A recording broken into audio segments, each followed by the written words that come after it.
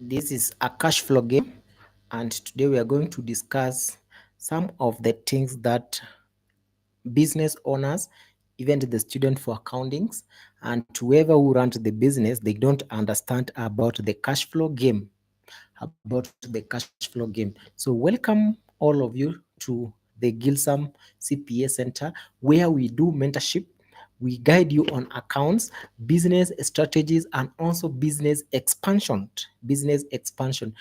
There's things which we don't understand in the business. Remember, business has the quadrants. They have the 4 quadrants. We have the cash cow quadrants, which today we want to focus on these cash cow quadrants. And do you understand the cash cow quadrants? Few minutes.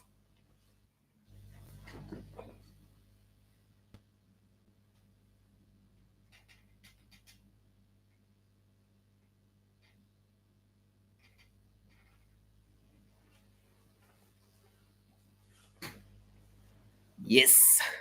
So the cash cow quadrant is very simple, and the business owner, they don't understand where to focus more on the cash flow quadrants. When we talk of the cash flow game, we are talking of the cash which bring in money into the business. It's not the cash which take money into the business, or whatever activities you are doing.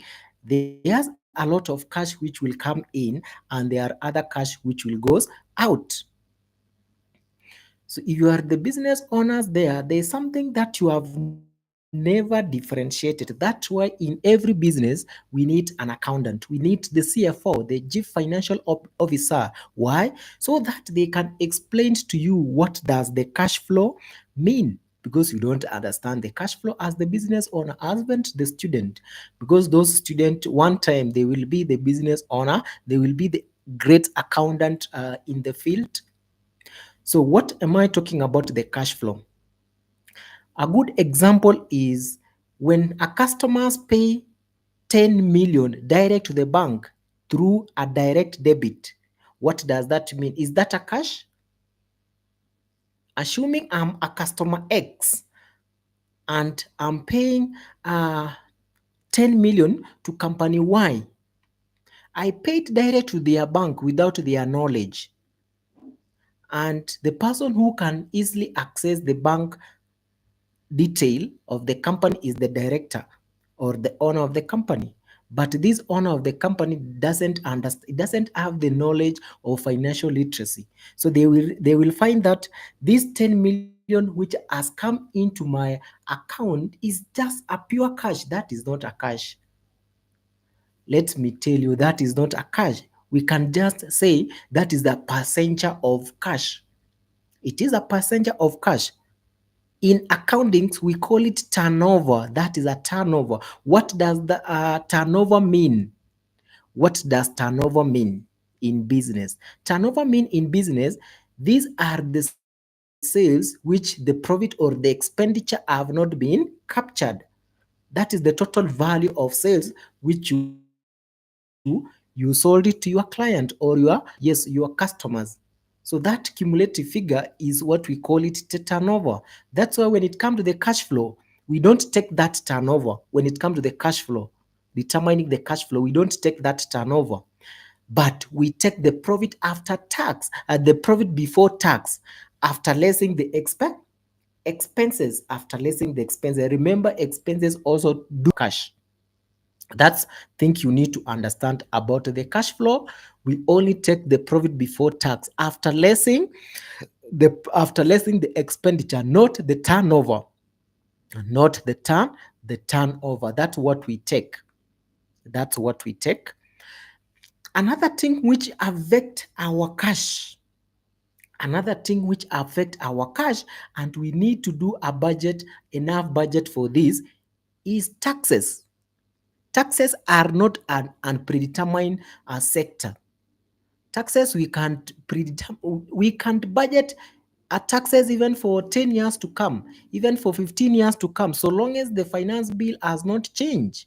Tax is something that it is a predetermined, because You can't, at the beginning of every year or every financial year in your business, what do you need to do? First, you need to establish or you do estimate of your sales, the turnover for the last year. Do a projection from the last year.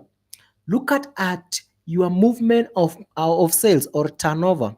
Then from there, do what is called installment tax. Remember, installment tax is an estimate of what you are going to pay in or at the end of that year. So we do an estimate. This estimate will enable us to know how much cash are we going to pay. How much cash are we going to pay? Are we going to pay more tax at the end of the year, or we are going to pay less tax at the end of the year? Because that tax also affect your cash flow. That tax also affect your cash flow. So you must be keen on the installment and the turnover. Because remember, the installment, if it happen that you have to account for the tax paid, how do we do it? You open an account T format for a tax. You will find the balance brought forward tax liability for last year, the balance carried forward tax liability for this year, and then in the credit side, we provide the income tax which it was debited in the P&L, profit and loss account, and the balancing figure will be the cash paid, which is on a debit side of what? Your tax account. That one is the one which will affect your what? Your cash flow. That one is the one which will affect your cash flow. So that is the segment also in business you have to consider. Because if you sit reluctantly, you will find that your cash flow will be affected by a lot of taxes. If you are accountant or you are not keen on taking the due dates of the taxes, you will end up paying a lot of penalties, a lot of principles, a lot of interest, because of what? Your ignorance. And that ignorance is the one which will cause the business to lose a lot of money. Another part which we need to talk about this cash flow is the finance cost. The finance cost. In business, or for many strategies, or even to me, as a consultant, I do advise the business to take loan. Loan is good in business. It can finance your activities. But now, what about the side effect on the cash flow? About the side effect on the cash flow? So that you don't affect your cash flow, it is best to take a long-term loan. That long-term loan, you are going to pay a little interest. That little interest, we normally say this is finance cost. The finance cost is the one which will take away your cash. So it is better to take a projected or a prolonged long-term loan. This long-term loan, you will going to pay little cash outflow, and as you use their money to generate other cash. So don't take the short-term loan. Short-term loans will going to take a lot of interest. This interest will take a lot of cash in your business. So take a note on that. Take a note on that. Another part in the cash flow game, if you are in business, is account receivables. When we talk of account receivable, I know most of the business owners outside there, most of the students outside here, most of the CFO outside there, they might not have come across the word account receivable. But I know you know. I was just um, joking, but I know you know account receivable is the data, is the customer. The known word is the customer. So how do you manage these customers? Because the more the customer stays with your cash, the more, or the more the customer stays with their dues, is the more you are losing cash. Remember, the business is a two-way round. You need cash to operate. At the same time, they need cash to operate. So it is a two-way. You play your side, I play my side, and then we meet on the ground, on the playground. We meet on the playground. So what I'm saying is that you need to establish more strategies on how to collect the cash from receivables. From receivables, there are those debtors which they pay on. So what I recommend is that let's have an accounting policy that each and every invoice should be paid on 15 of the due on the following month, so that whenever the customer is taking your goods, they know, they have in their mind clearly that this invoice will be paid on the date 15 on the due of the following month. If you fail to pay on that due date, the invoice will attract a certain interest of maybe 5%. So the customer will go to feel, hey, should I go beyond this date and pay this interest, or I rather pay and avoid this interest? That one we call it the interest due on account receivables. So the customer will say, no, I better pay this invoice before the due date and avoid this interest. As you do so, you are safeguarding your cash flow. You are safeguarding your cash flow. And that one will be a good strategy, because it's not that the customer doesn't have the cash, they have the cash, but because even to them they are playing safe on their cash flow statement, they are holding that due, they don't want to pay. Remember, when you stay without paying your suppliers, because them you are a supplier, you is a customer, but for them you are a supplier. And we all know, if you stay without paying your suppliers, then you are increasing the cash flow. The cash flow goes up. The cash flow goes up. So that is the, it might be a strategy. It may be a strategy for them. And so try to kill that strategy before they used to kill you. So manage your account receivable very well. Manage your account receivable very well. Another thing is expenditure. Look at the recurrent expenditures. The recurrent expenditure can be budgeted, and if they be budgeted well, it will not affect the cash flow. It will not affect the cash flow. Sometimes in an organization, we talk of a petty cash. The petty cash is something that sounds not big, but if we incur here and there, here and there, here and there, we're gonna lose a lot of cash. So how do we do this instead? What do we do? Buy these stationaries, these small thing in a bulky. So if you buy in bulky, you are going to get at least discounts. This discount will going to reduce our expenditure. And if we reduce our expenditure, then we are going to save on cash. We are going to save on cash. Because, for example, you buy a ink which cost 1500 per that one, or per unit. Then you're getting another person say, if you take 3 units, I'm going to give you at 3000. So which mean you only buy two, and then you get one for free. So if you get one for free, how much have you saved? 1500. So you have saved 1500. So it is good to buy on bulk rather than buying one. That one will cost you a lot of money. That one will cost you a lot of money. Another thing is, most people don't even consider this as a cash flow, even as a person, as a business, even yes, as a business, because cash flow do affect both the individuals and the business. There's something which is more critical in terms of expenditure, but we don't take into consideration as a business, as an individual. That is a transport. Transport can cost you more. Like, assuming this company X as the motor vehicle of the company, this motor vehicle does the delivery, they does one and two. Now, um, if you use your motor vehicle on a daily basis, maybe going to the bank, delivering parcel, so you have to designate.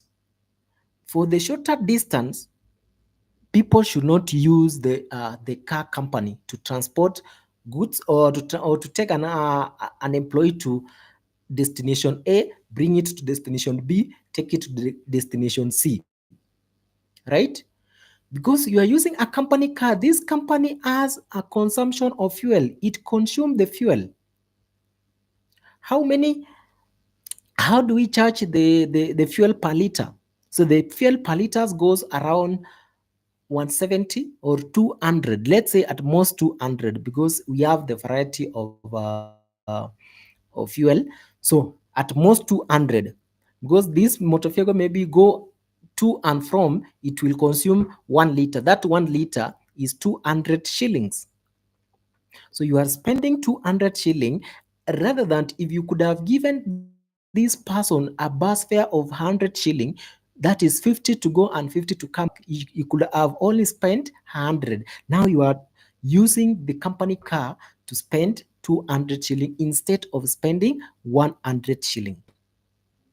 So which side is best? And that's why when we say budget, we do budget too, so that we don't overspend, which will affect our cash flow. Is that most of the people say that budget, how wide, why should I budget, why should I budget? So it's something that it is hard, but if you do budget and stick to that budget, you are going to save that cash flow. You are going to save that cash flow. Another thing is that so make sure that if you have any question, give us a chat there, down to there, comment on the comment section. Give also have that term, a love term. We are going to appreciate. We are going to appreciate that. Another thing is if it is a personal, if it is a personal, do you want to use your car, or you want to use the public vehicle, BSV? So it is better to use a public vehicle rather than using your own car. So if you use your own car, you are going to spend more on fuel compared to if you could have used a transport, a public vehicle. Public vehicle will just at maximum 100 to and fro, but or a 50 bob and 50 bob to come, so at least 100 bob in a day. But if you use your personal car, you will going to spend a lot, at least 500 per day. We have the fuel, let's give it 300. Parking, we'll have parking 150, that's coming around 450 per day. So 450 per day times 30 days times a year, or 12 months in a year, how much are you going to lose in terms of transport in a year? That is the cash outflow. So you need to manage the expenditure for you to save your cash flow, for you to save your cash flow. And if you are an individual or you are in a business, don't, after you have seen this cash flow game, because we are aiming at the cash flow game so that we know where will we take this cash flow game to. Now you have applied all these strategies. Now you have cash at bank, you have cash. Your cash is not a negative. Cash and cash equivalent is not a negative. It is a positive figure. It is a positive figure. So if it is a positive figure, from there now we now come on board, bring on the investors, advisors, to advise you or advise the company. Where will we take this extra cash we are holding? So long as you are operating, net cash flow from operating activities is not a negative. If the net cash flow from operating activities is not a negative, what does that mean?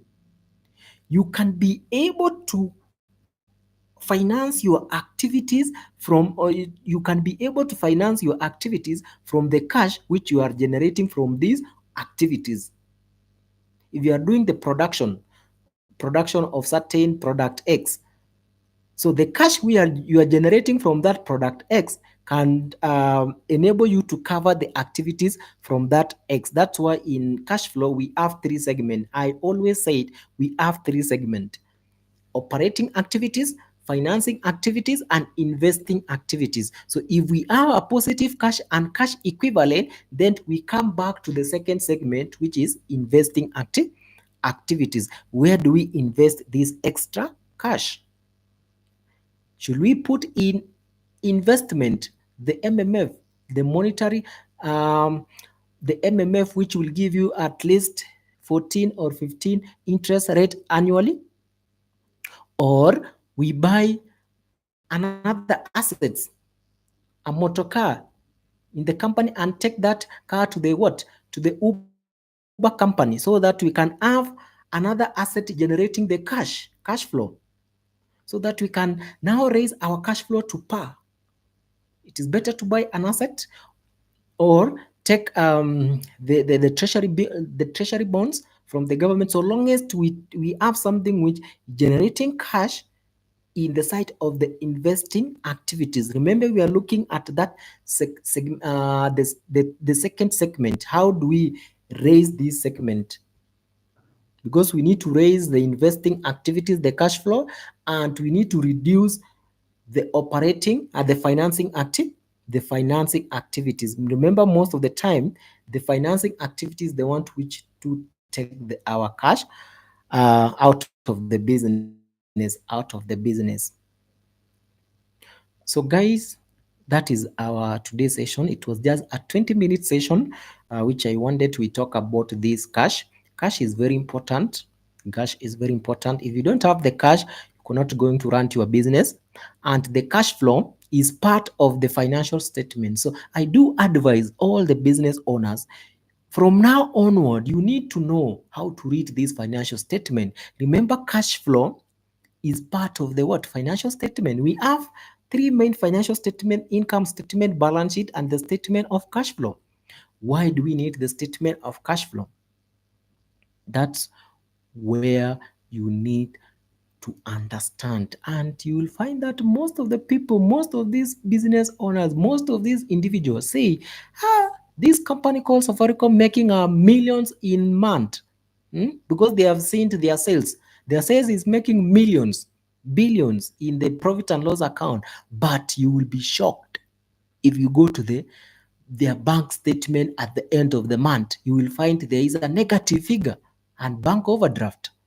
And this cash flow statement is the one which is explaining to us why is it that we have a negative figure in the bank statement and we have a big figure in the profit and loss account.